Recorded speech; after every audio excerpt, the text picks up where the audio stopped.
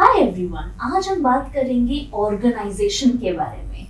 So a lot of you must be totally confused that हमारा तो हमेशा पूरे टेबल पे बुक्स पड़े होते हैं, स्टेशनरी पड़ी होती है, या फिर हम कुछ भी करते हैं किचन में खाना बनाते तो सारे बर्तन फैले होते हैं क्योंकि हमारे पास ऑर्गेनाइजेशन स्किल्स नहीं है। और कुछ लोग ऐसे होते हैं दैट वो हमेशा, आप देखेंगे, वो कोई भी काम करे तो वो इतना साफ करके इतना परफेक्टली उस काम को करते हैं कि हमें लगता है कि अरे इसने कुछ किया भी है या नहीं। तो यस, आज हम बात करेंगे कि वो परफेक्शन हम कैसे अचीव करेंगे। ऑर्गेनाइजेशन, हम कोई भी काम कर रहे हैं तो ऑर्गेनाइज हम किस तरह से करेंगे। सबसे पहले तो आप कुछ भी कर रहे हैं, सपोज आपको स्टडी करना है तो आपको अपने स्टडी टेबल को क्लीन रखना है। क्लीन रखने का क्या मतलब है? ये नहीं है कि उस पर बहुत धूल जमी हुई है और मैंने उसको क्लीन कर दिया। उस क्लीनिंग की बात मैं नहीं कर रही हूँ। मैं बात कर रही हूँ इस क्लीनिंग की, आप जब पढ़ाई करते हैं तो हम ऐसे टेबल पे बहुत सारी चीजें होती है जिसकी हमें जरूरत ही नहीं होती, हम उसको बस फैला के रखते हैं। हम सोचते हैं कि हमें उन चीजों की जरूरत पड़ेगी बट एक्चुअली कभी पड़ती ही नहीं। तो आपको ये डेटा और ये पैटर्न एनालाइज करना है और आपको फिर देखना है कि मुझे एक्चुअली कौन सी चीजों की जरूरत है। अगर मैं पढ़ाई कर रही हूँ तो मुझे जिस बुक एंड जिस नोटबुक की जरूरत है मैं सिर्फ उतना ही रखूंगी, मैं एक पेन रखूंगी, दैट्स इट। बाकी सारी चीजें ये सोच के नहीं रखना है कि अरे मुझे तो 1 घंटा ये सब्जेक्ट की पढ़ाई करनी है, 1 घंटे के बाद मुझे दूसरे सब्जेक्ट की पढ़ाई करनी है तो मैं दूसरे बुक्स को भी साइड में स्टैक करके रखूंगी। नहीं, आपको ऐसा बिल्कुल नहीं करना है। फिर आप उन बुक्स को आप अंदर रख दीजिए। जो भी आपको पढ़ाई करनी है सिर्फ वो आपके टेबल पे होना चाहिए। अगर आपको 1 घंटे के बाद अपना सब्जेक्ट को चेंज करना है तो आप इन बुक्स को बंद करेंगे and you will get up and go and fetch the other book. तो इससे क्या हो जाएगा कि थोड़ा सा मूवमेंट भी हो जाएगा, और मूवमेंट होगा तो क्या होगा, आपको नींद नहीं आएगी पढ़ते हुए। तो ये तो 2 फायदे हो गए सेम चीज के लिए। और ऑब्वियसली अपना प्राइमरी गोल भी सेटिस्फाई हो जाएगा। तो अपना प्राइमरी गोल क्या था कि अपना वर्क प्लेस जो भी है या जो भी हम कर रहे हैं वो साफ रहे, वो फ्री ऑफ क्लटर रहे, आपको बहुत सारी चीजें अपने टेबल पे नहीं दिखनी चाहिए। तो ऑब्वियसली हमारा कंसंट्रेशन बना रहता है। Next is that you have to choose a spot which has natural sunlight. Natural sunlight in the sense that ऐसा नहीं बोल रही हूँ कि धूप में जाके बुक लेके पढ़ते रहिए, ऐसी बात नहीं है। बट आप कोई बड़ा विंडो चूज करें या फिर जस्ट आप बैल्कनी में नहीं बट बैल्कनी से बहुत पास बैठे ताकि वहां पे नेचुरल सनलाइट आए। अब आप कहेंगे कि नेचुरल सनलाइट की हमें क्या जरूरत है, हमारे घर पे तो लाइट्स है। But natural sunlight and artificial lights में बहुत फर्क होता है। नेचुरल सनलाइट से एक्चुअली हमें एनर्जी मिलती है, वी फील अवेक। ओके, सो आप कोई बड़ा सा विंडो चूज कर लीजिए, ऐसी कोई विंडो जिसपे लाइट कलर के कर्टन्स हो। तो आप विंडो को ओपन कर दीजिए और वो कर्टन्स को भी ड्रॉ करके रखिए, सो थोड़ा सा डिफ्यूज्ड सा लाइट अंदर आता है। तो उसमें हमें नींद कम आती है और हमारा कंसंट्रेशन भी बना रहता है और वो मूड को भी एनहांस करता है। नेक्स्ट इज कि आपको आइडेंटिफाई करना है कि मुझे कौन से गोल्स को मीट करना है। मेरा एम्बिशन या मेरा एम, मेरी पढ़ाई का एम है क्या। कई बार क्या होता है कि हम कुछ काम करते हैं, हम या तो हम पढ़ते हैं या कुछ बनाते हैं, हम पढ़ते रहते हैं लेकिन हमें पता ही नहीं है कि हमें अचीव क्या करना है।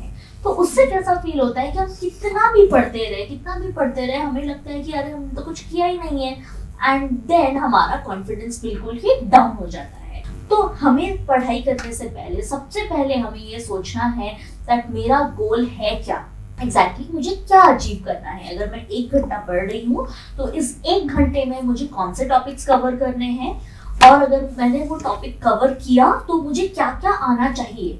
तो सपोज मैंने सोचा कि आज मैं ये चैप्टर खत्म करूंगी, at the end of 1 hour I should be able to answer all objective type questions, all MCQ type questions, multiple choice questions.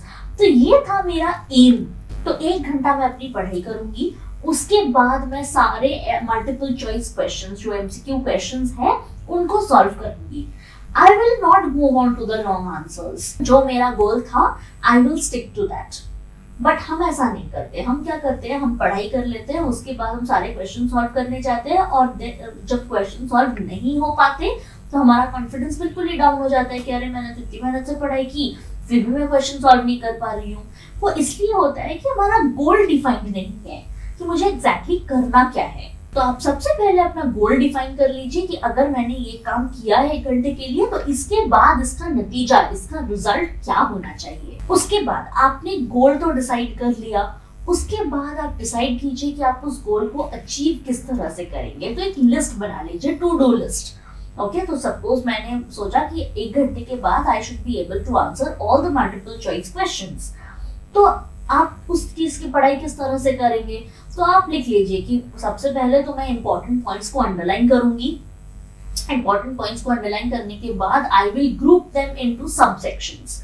तो अभी आपका ये प्लान भी क्लियर है कि आप पढ़ोगे भी तो किस तरह से पढ़ोगे। यूजुअली हम क्या करते हैं, हम टेक्स्ट बुक लेते हैं और हम उसको रीड करते हैं and then we are not able to answer multiple choice questions because हमने पॉइंट्स पे गौर ही नहीं किया। तो अब आप लिस्ट बना लीजिए कि मुझे क्या करना है। तो आप लिख लीजिए मुझे सारे इंपॉर्टेंट टॉपिक्स को कवर करने हैं और मुझे सारे पॉइंट्स को उस बुक में अंडरलाइन करना है। तो ये अभी आपको पता चल गया दैट एग्जैक्टली मुझे करना क्या है and that will definitely make your work easier. Next is you have to prioritize each task. अब prioritize करने का मतलब क्या? जब हमारे लाइफ में कोई भी इमरजेंसी सिचुएशन आती है, सपोज हम कुछ बहुत इंपॉर्टेंट कर रहे हैं, कल हमारा एग्जाम है and then we are studying for it and then हमें पता चलता है कि हमारे दोस्त का एक्सीडेंट हो गया है, तो हम भाग के जाते हैं इवन तो हमारा एग्जाम भी बहुत इंपॉर्टेंट है, बट हमें लगता है कि उस टाइम हमारे दोस्त को हमारी ज्यादा जरूरत है। तो ये प्रायोरिटी आपको सिर्फ इमरजेंसी सिचुएशंस के लिए नहीं रखना है, डे टू डे एक्टिविटीज में भी आपको अपनी काम या फिर जो भी आप कर रहे हैं आपको प्रायोरिटाइज करना है। आपको सोचना है कि इस वक्त मेरे लिए ज्यादा इम्पोर्टेंट कौन सी चीज है। इनफैक्ट अगर आप पढ़ाई भी कर रहे हैं तो आपको ये पता होना चाहिए कि मैं अगर ये सब्जेक्ट लेके पढ़ रही हूँ तो क्या ये मेरे लिए ज्यादा इम्पोर्टेंट है या दूसरा सब्जेक्ट ज्यादा इम्पोर्टेंट है। ओके, तो अगर आप पढ़ाई नहीं भी कर रहे हैं, आप कुछ और भी कर रहे हैं, आप जॉब भी करते हैं, तो जॉब में भी ऐसे बहुत सारे काम हमें होते हैं, तो हमें हमेशा प्रायोरिटाइज करना पड़ेगा दैट एग्जैक्टली मुझे करना क्या है। नेक्स्ट इज, अब ये प्रायोरिटी तो आपने कर लिया, आपने प्रायोरिटाइज कर लिया कि मुझे पहले ये करना है, लास्ट में मुझे ये करना है। अब उसका आप एक शेड्यूल क्रिएट कर लीजिए and you have to stick to that schedule.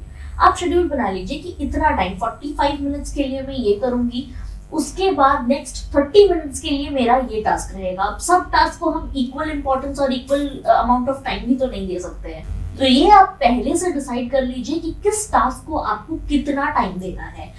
नहीं तो बहुत बार ऐसा होता है कि जो टास्क आधे घंटे में खत्म हो जाना चाहिए उसको हम 2 घंटे लेके बैठे होते हैं, क्योंकि हमने ये कभी डिसाइड किया ही नहीं था कि मैं इसको 30 मिनट्स में खत्म करूंगी। नेक्स्ट इज दैट, आपने सपोज ये शेड्यूल बनाया, आपने प्रायोरिटाइज किया, सब कुछ किया and you were able to accomplish your goal. आपने जो अपने लिए टारगेट सेट किया था वो आपने अचीव कर लिया बहुत अच्छे से, then of course you need to reward yourself. Now, how will I reward myself? तो obviously मुझे अगर कोई चीज़ बहुत ज़्यादा पसंद है, मुझे कहीं जाना था बहुत दिनों से, तो मैं चली जाऊंगी। मुझे बहुत दिनों से कोई नया रेस्टोरेंट का खाना खाना था तो मैं जाके खा लूंगी। So this is how we reward ourselves. हमने अपना कोई भी टारगेट अचीव किया है तो हमें अपने आप को छोटे छोटे रिवॉर्ड्स देने हैं ताकि हमारा कॉन्फिडेंस और ज्यादा ऊपर आए। तो ये थे कुछ tips and tricks on how to improve your organisational skills. तो I hope you really like the video and please subscribe. Thank you.